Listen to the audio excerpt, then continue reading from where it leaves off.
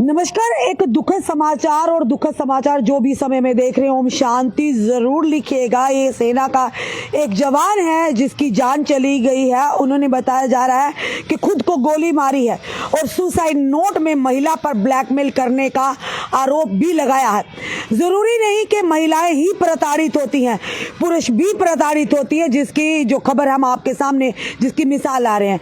कई बार ऐसा होता है कि पुरुष जो है वो डरते हैं समाज के सामने आने से या कानूनी जो यानी कि मदद लेने से, क्योंकि उन्हें लगता है कि समाज में बदनामी हो जाएगी। पर लगातार कई बार देखा हमने कि महिलाएं भी कम नहीं है। जहां पर एक तरफ से महिलाएं प्रताड़ित होती हैं तो पुरुषों को भी महिलाएं द्वारा प्रताड़ित किया जाता है। कई बार ऐसी हमने आप तक घटनाएं भी लाई हैं कि पहले महिला और पुरुष आपस में रिलेशन बनाते हैं और रिलेशन की गरिमा को भी पार कर देते हैं, उन सीमाओं को भी पार कर देते हैं, और बाद में जब छोटी सी बात पर कहीं अनबन होती है तो महिला सीधा पुलिस स्टेशन जाती है और रेप का केस डाल देती हैं। कई ऐसी वारदातों में कई युवाओं की जानें भी चली गई हैं। पर इन पर भी सख्त कानून होने चाहिए। अगर कोई भी महिला गलत तरीके से किसी भी पुरुष को फंसाने का, कानून के दायरे में लाने का प्रयास करती है तो उन पर भी कानून का शिकंजा पड़ना चाहिए। बताना चाहेंगे, ये खबर है, बड़ी दुखद खबर है कि एक सेना का जवान है। फिलहाल ये जरूर कहेंगे अपने युवाओं से, कोई भी आम जनता से, कि इस तरह का कदम उठाना बहादुरी नहीं बल्कि बुज़दिली है। ये जीवन देने का और लेने का अधिकार भगवान के हाथ में, तो वो अधिकार आप खुद मत लीजिएगा। जिंदगी बड़ी खूबसूरत है, कानून है, आप उनका सहारा ले सकते हैं। पर ये दुखद समाचार कहीं ना कहीं बताना चाहेंगे, जम्मू कश्मीर में सेना के जवान ने खुद को गोली मारी और सुसाइड नोट में एक महिला पर ब्लैकमेल का आरोप भी लगाए हैं। जम्मू कश्मीर में 27 वर्षीय सेना के जवान ने एक महिला और उसके साथियों पर उत्पीड़न और ब्लैकमेल करने का आरोप लगाते हुए खुद को गोली मार दी। इस समय जो तस्वीर हम आपको बताएंगे वो उसी जवान की तस्वीर है। जरा देखिए अपनी इस समय मोबाइल स्क्रीन पर देखिए। आरोपी पुलिस ने बताया कि यह घटना 4 जनवरी को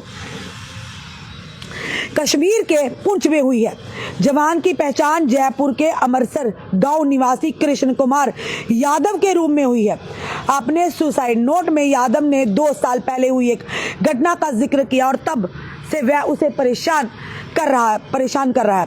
यादव ने कहा कि वह 2 साल पहले अपने दोस्तों के साथ राजस्थान के सीकर जिले के जिनमाता गए थे और साथ ही जब उन्हें नशीले पदार्थ दिया गया और वो एक महिला के साथ आपत्तिजनक स्थिति में फिल्माया गया। उन्होंने नोट में उल्लेख किया कि अपराधियों के कथित तौर पर वीडियो के जरिए उन्हें ब्लैकमेल किया और 15 लाख रुपए से अधिक की उगाई भी की। यादव ने कहा कि उनके सैन्य सेवा दायित्वों ने उन्हें पुलिस शिकायत दर्ज करने से रोक दिया, जिससे उनके पास कोई रास्ता नहीं बचा।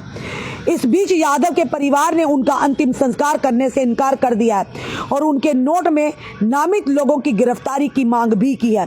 उन्होंने आरोप लगाया कि उन्हें लंबे समय तक यातनाएं सहनी पड़ी, जिससे अतः उनकी मृत्यु होगी।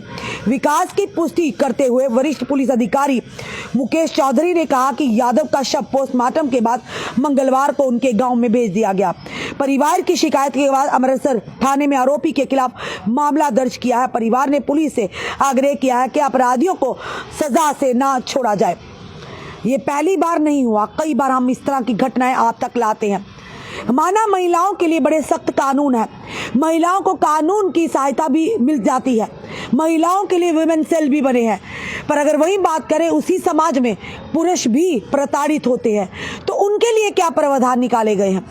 शायद ये बात महिलाओं की भी कड़वी लगेगी, हम सबकी बात नहीं करते, पर कुछ महिलाएं जिनकी मानसिकता इस तरह से है कि लोगों को अगर देखेंगे कोई अच्छी नौकरी करता है उनके साथ दोस्ती करते हैं, जानबूझकर उन्हें अपने प्यार के झांसे में फंसाते हैं। और जब इसी मानसिकता से कि कल को हम उन्हें लूट सके, उन्हें ब्लैकमेल कर सके और उनसे पैसा ऐंठ सके, तो कहीं ना कहीं ऐसे लोगों पर, ऐसी महिलाओं पर भी शिकंजा कसना चाहिए। अगर यही काम पुरुष करता है तो पूरे समाज में उसकी खिल्ली उड़ाई जाती है, पूरे समाज में उसे बदनाम किया जाता है, पूरे समाज के सामने उसे लाया जाता है। अगर यही काम महिलाएं करती हैं तो फिर उनके साथ रियायत क्यों बरती जाती है। जरूरी नहीं हर बार महिला गलत हो, और जरूरी नहीं कि हर बार महिला ही सही हो, और जरूरी ये भी नहीं कि हर बार पुरुष ही गलत हो, तो जरूरी ये भी नहीं कि हर बार पुरुष ही सही हो।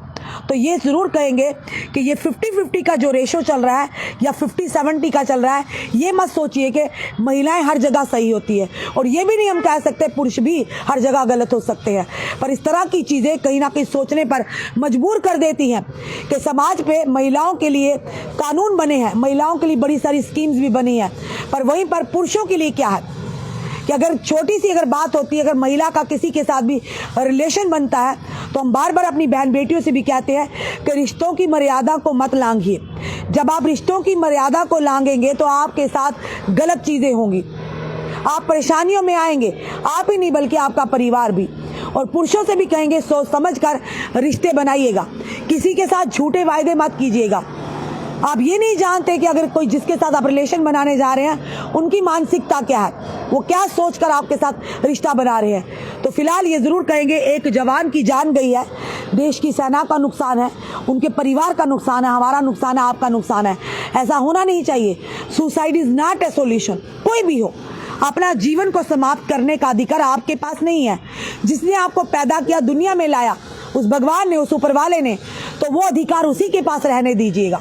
ये पाप भी है, ये गुनाह भी, और ये कानून के खिलाफ भी है। फिलहाल दुखद समाचार है, एक जवान ने जिसे उत्पीड़ना का शिकार हो रहा था, एक महिला के साथ उसे कुछ खिलाकर अपने दोस्तों के साथ महिला ने उनकी आपत्तिजनक वीडियोस बनाए थे। उसके बाद लगभग उनसे 15 लाख रुपए अभी तक ले चुके थे, उन्हें ब्लैकमेल कर और डर के मारे, उस वर्दी के मारे उन्होंने इस चीज़ को नहीं उछाला, ना ही पुलिस में शिकायत दर्ज की। लगातार प्रताड़ित होते होते उनका जो सब्र का बांध था टूट गया, उन्होंने खुद की ही जीवन लीला समाप्त कर दी। फिलहाल मैं ज़रूर कहेंगे भगवान उनकी आत्मा को शांति दे, उनके परिवार को इस गम से लड़ने की शक्ति और ताकत दे। फिर से जाते जाते कहेंगे ये ज़िंदगी फिर ना मिलेगी दोबारा, इसे खुलकर जिए। अगर कोई भी परेशानी आती है उसका समाधान है डट कर लड़िए। भगवान भी परेशानियां उन्हीं के सामने लाता है जिनमें लड़ने की क्षमता हो।